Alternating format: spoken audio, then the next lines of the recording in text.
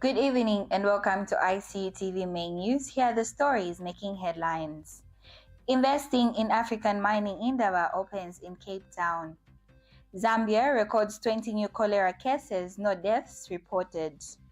President Hichilema calls for fast development of Konkola deep mining project. In international news, international race for Congo Cobalt intensifies. And in sports news, Vice President praises Zambia Futsal team and local clubs.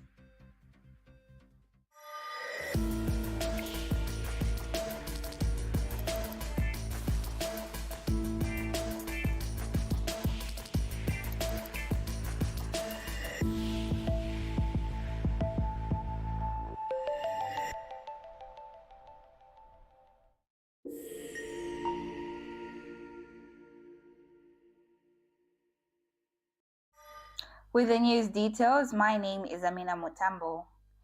The 2026 Investing in African Mining Indaba has officially opened in Cape Town, South Africa, bringing together governments, mining companies, investors, and industry leaders from across Africa and beyond. The conference, Africa's largest mining investment platform, is being held under the theme Strong Together, Progress through Partnerships, with discussions focusing on investment partnerships, policy reforms, and the future of mining in the continent. Miriam Gamani, ICU TV's reporter, has more in the following report. The 2026 Investing in African Mining Indaba has officially commenced in Cape Town, South Africa. The event, Africa's largest mining investment conference, has brought together governments, mining companies, investors, and industry leaders to explore investment partnerships, policy reforms, and the future of mining across the continent. This year's Indaba is being held under the theme Stronger Together, Progress through Partnership, underscoring the importance of unlocking Africa's vast mineral potential. President Hichilema delivered a keynote address where he emphasized that Zambia's economic reforms are deliberate, disciplined, and anchored on stability, with positive results already being realized. The head of state noted the impact of these reforms is becoming increasingly evident and is now being acknowledged even by the opposition, signaling growing confidence in the country's economic direction. The president cited the revival of Konkola copper mines, which was under liquidation before the UPND administration took office and is now operational, as a clear indication of progress within the mining sector. That's the more reason we need to cooperate as a continent to address the bigger block of colleagues that are stronger than us in responding to the market demand and supply issues. Because otherwise, we'll be doing business at a loss as a continent. And the price is huge to pay. That includes instability on our continents. And instability will inject a negative business operating environment. President Hichilema also toured several exhibition stands, including Zambian stand, where he encouraged strong collaboration between government, investors, and mining companies to accelerate growth and value addition in the sector. From policy direction to deal making, this platform has brought out Africa's mining ambitions to global focus. It has created a global platform for government to create reforms, for mining investors and for mining companies to forge partnerships. Traditional leaders like Chief Mumena of Northwestern Province found it important to equally weigh in on the Indaba. I think that it's critical and very important that we become part and parcel of this conversation. I'm particularly impressed with what the President Hichilema said. That is not just about mining, but it's also about the communities. And that's why me and a few other traditional leaders are in attendance here to be able to capture this conversation and be able to position ourselves as looking at the national agenda, but also as a grassroots agenda. Hundreds of business entities and companies have been actively engaging in discussions and forging strategic partnerships at this year's Indaba. It has been a full day of deliberations right inside the Cape Town International Convention Center.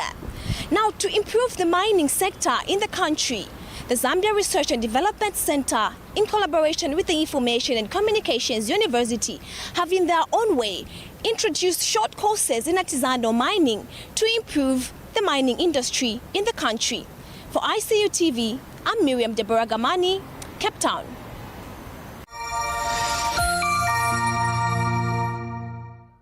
And now, Zambia has recorded 20 new cholera cases in the last 24 hours. No deaths have been reported. Cases were reported in Lusaka 11, Nakonde 4, Choma 3, and Pulungu 2. Choma is now a new outbreak area, bringing the total districts with active cholera to 7. Lusaka remains the main driver of the outbreak, while Pulungu is experiencing a second wave of cases. Minister of Health Elijah Muchima warned that seasonal flooding is making the situation worse. Floods have displaced families, blocked access to safe water, and caused 5 deaths in eastern, southern, Lusaka, and central provinces. The ministry is also watching over health risks, including measles and pox. Zambia has been responding to the cholera outbreak, first detected on 5th August 2025 in Bulungu district of Northern Province. Since then, 20 districts across 8 provinces have reported cases. Bakula and Eastern Province have remained free of confirmed cholera cases throughout this period. As of 3rd February 2026, the country has recorded a cumulative total of 861 cholera cases and 16 deaths. 7 deaths occurred in health facilities and 9 in community settings, underscoring the continued importance of early symptoms, recognition, and prompt care seeking. Fellowship days. The cholera outbreak has evolved over time and across geography. Northern Province, particularly in Pulungu district, remains the epicenter, accounting for about 70% of all reported cases, with 570 cases across 5 districts. Transmission in this region has been prolonged, with periods of decline followed by resurgences, including the second wave in Congo. These patterns reflect residual environmental contamination, cross-border population movement, fishing-related activities, and persistent gaps in water, sanitation, and hygiene. From November 2025, transmission shifted southwards and became more centralized, with outbreaks detected in the Moza district and later in Lusaka district, Lusaka province. This reflects the urban and the peri-urban spread linked to population mobility, informal settlements, and sanitation changing challenges. While several districts have met the 28-day zero reporting threshold, Lusaka province is now the primary focus of transmission, with a low level, geographically widespread, sporadic cases across multi or sub-district and health facilities.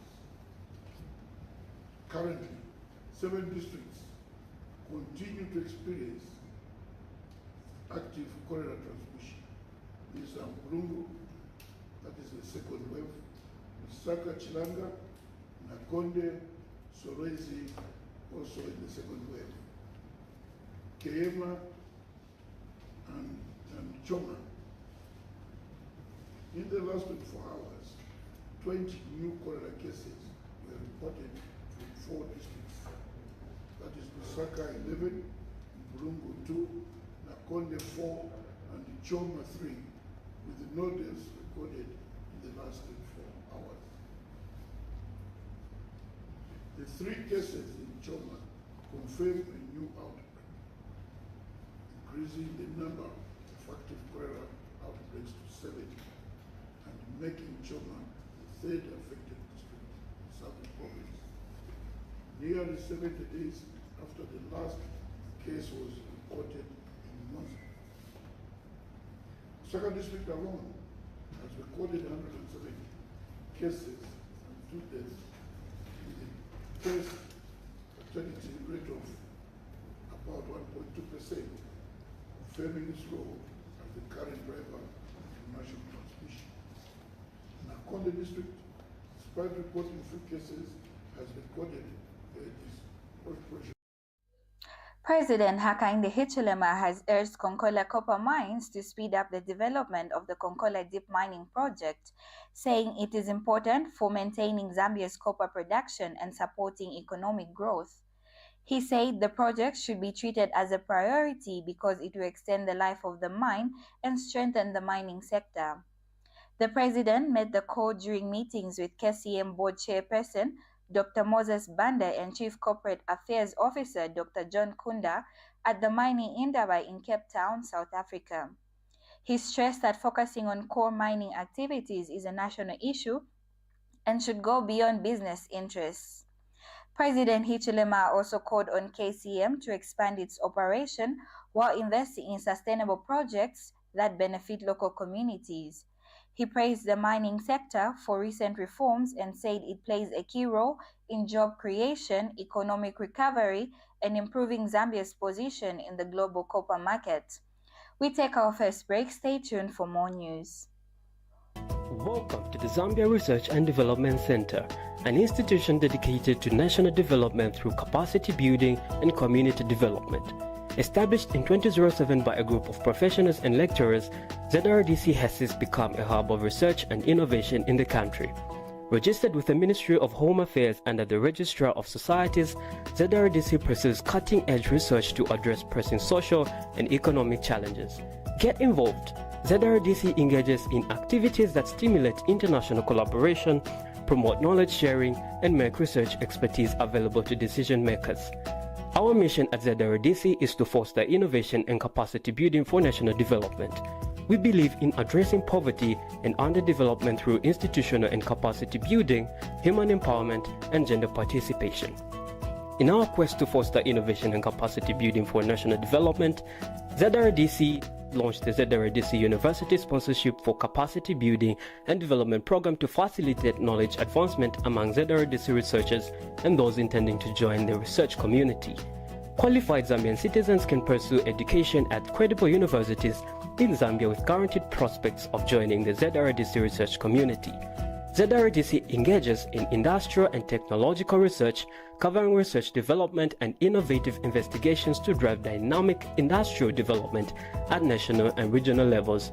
Join us at the Zambia Research and Development Center as we continue to innovate, empower, and shape a brighter future for Zambia. ZRDC, fostering innovation and capacity building for national development. Welcome back. Now in our local stories, Minister of Youth, Sports and Arts, Honorable Elvis Nkandu, met a group of the inaugural President's Entrepreneur Award winners at his office today. The entrepreneurs came from different parts of the country to thank government for the support given through the Presidential Entrepreneur Awards program. They also promised to support government's efforts to promote youth empowerment, innovation, and economic growth. Honorable Nkandu commended the award winners for their hard work, innovation, and commitment to creating jobs. He asked them to stay focused, expand their businesses, and be role models for other young Zambians who want to start their own enterprises. Entrepreneurs present included Chimuka Harrison Siapela, Victoria Manza, Gabriel Charles Tembo, Akim Piri, Felix Mwanga Kangwa, Wupe Piri, and Elina Chanda. A delegation from the United Arab Emirates on Monday paid a courtesy call on Honorable Giftia Bawulo, MP, Zambia's Minister of Local Government and Rural Development. The visit aimed to strengthen bilateral relations and explore areas of cooperation between Zambia and the UAE. During the meeting, the minister and the visitors discussed ways to collaborate on local government initiatives and support development projects across the country. There is something that we are already doing as a ministry through the initiative from the President after the drought that we had 2024-2025 season, where Zambia recorded the worst drought ever experienced in the history of this country. So we came up with an idea through the presidential constituency initiative to come up with solar grids, all the 116 parliamentary constituents, where the sum of about 200 million was set aside, so $200 million was set aside, or is being set aside through constituency development fund and also other sources of revenue for us to come up with at least the constituents 2 million solar to address the challenges that we were faced. Now you're coming to also look at these opportunities. It gives us hope to say, in line with the presidential constituency energy initiative, also the areas that we have already gotten, which is the pieces of land, totaling to about 480 hectares of land, already secured in more than 116 districts. Part of it, working in collaboration with you, can be utilized to also address the 500 megawatts that we intend to invest in the country. So you come at the right time, because the target of the country is to have about 10 gigabytes of energy within this period, so that we address the challenges. But at the moment that the target that we have, so through the investment that the investors that are promising to come and invest, we are somewhere around 500 to 600 megawatts, which is about 5 to 6 gigabytes. So we still have a shortfall of our target, which is about 10,000 megawatts in our arrangement. So 500 can go a long way if we acted as soon as possible. Since you passed through the ministry, which governs the entire country, we are in the rural part of the country, the peri-urban and also the urban. So working together, piece of land, it's easy for us to make sure that at least we galvanize the pieces of land in line with what we are already doing. Of course, we are working with ZESCO, because that is an institution that has got the expertise to run this solar mini grid. So we really welcome your investment in the solar. We want it to work as soon as possible. We don't want to waste your time. We don't want something that will waste our time, because already we are in the process of awarding contracts to those contractors who are winning the tender to grow the 304 megawatts. So feel free. There are other areas that we feel we can also work together with you to collaborate under the same waste management, or under solar system. We have waste management. Lusaka alone produces about 1,200 tons of waste a day. And out of that 1,200 tons of waste, only 40% of it is being used through recycling and other economic ventures. So meaning 60% of the generated waste a day goes to a dump site. We have a dump site which is called Cholera, where we have mountains of waste, where that's where we can look at the economic value and also invest on that, so that that waste that is there, we turn it into energy.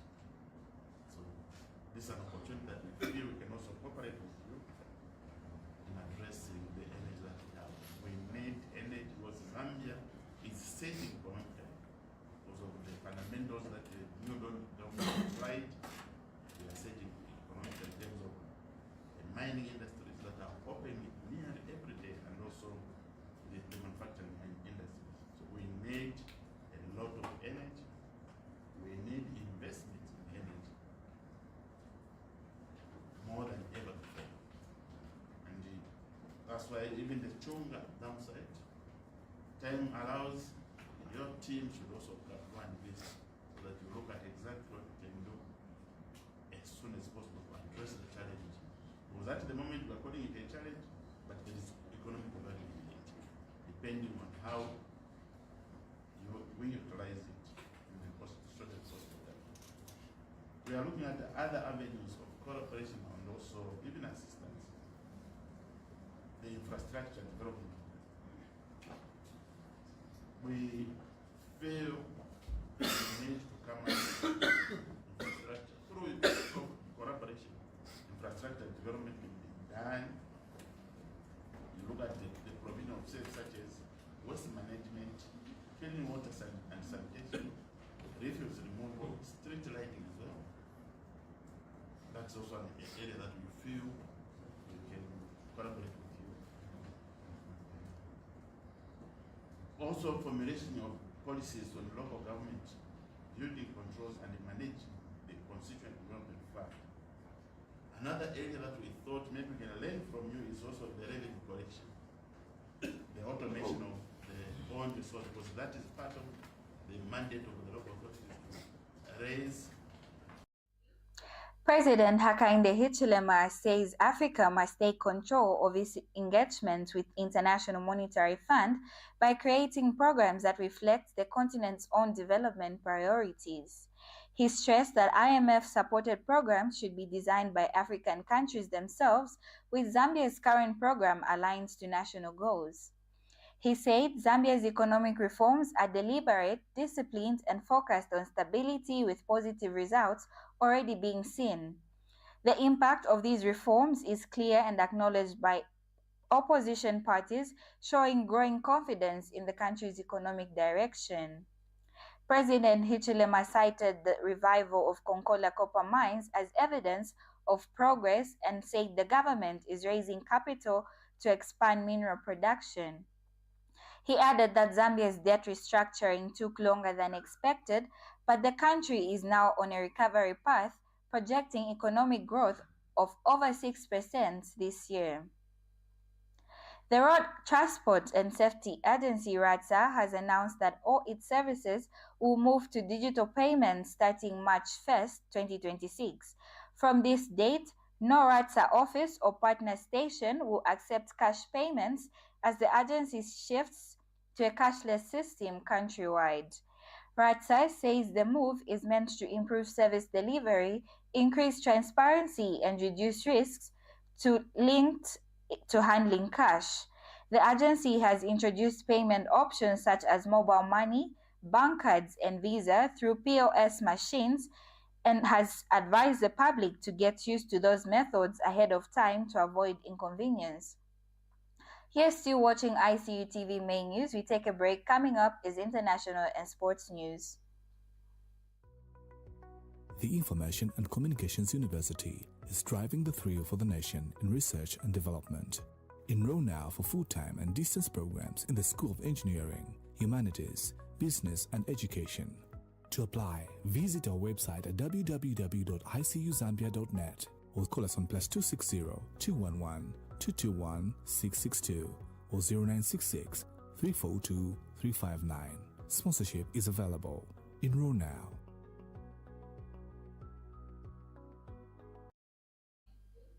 Thank you for staying with us. Now in international news, the Democratic Republic of Congo's Cobalt reserves are drawing heavy interest from US, Chinese, and Indian investors.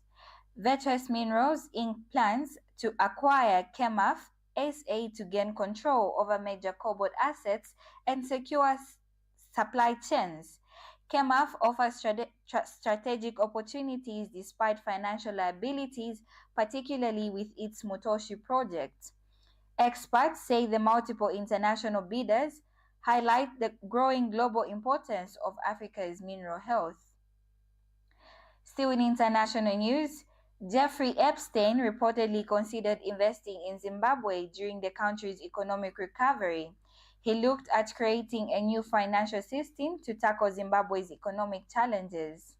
Zimbabwe's economy is improving with the introduction of the ZiG currency and falling inflation rates. Experts say Epstein's plans reflect how foreign investors are watching business opportunities in developing nations.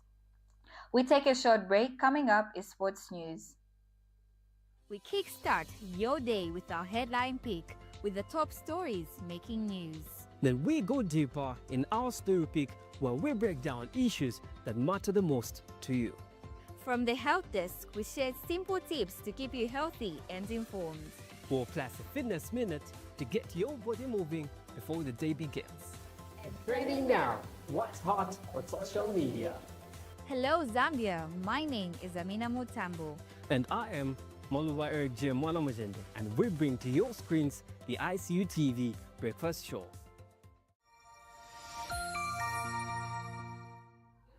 Now in sports news, Vice President Keith Mwemba is happy with the national futsal team. Zambia qualified for the 2026 Africa Cup of Nations in Morocco. The team won 2-0 against Ghana in the second leg. Mwemba praises the team for their strong mindset and resilience, saying they fought back after losing 2 goals in the first leg. He hopes they keep the same fighting spirit in Morocco. Mwemba also celebrates Zesco United's first win in CAF Federation Cup. Zesco beat Zamalek 1-0 in Dola. He says the experience will help the team improve. Mwemba urges all teams to show the same hunger to win as Power Dynamos, the Zambia Under-20 women's team, and Zesco United. He praises their character and effort, saying this is how Zambia football should be.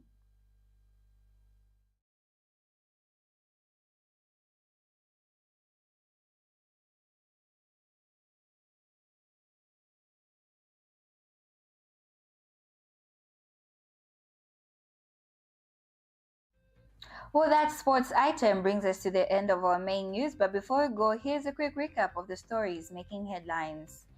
Investing in Africa mining Indaba opens in Cape Town. Zambia records 20 new cholera cases, no deaths recorded. President Hichilema calls for fast development of Konkola deep mining projects. In international news, international race for Congo Cobalt intensifies. And in sports news, Vice President praises futsal team and local clubs. Thank you so much for watching ICU TV Main News. For more news updates, do watch our Facebook page at 20 hours as well as our website at icutv.zm.com. Have a blessed evening.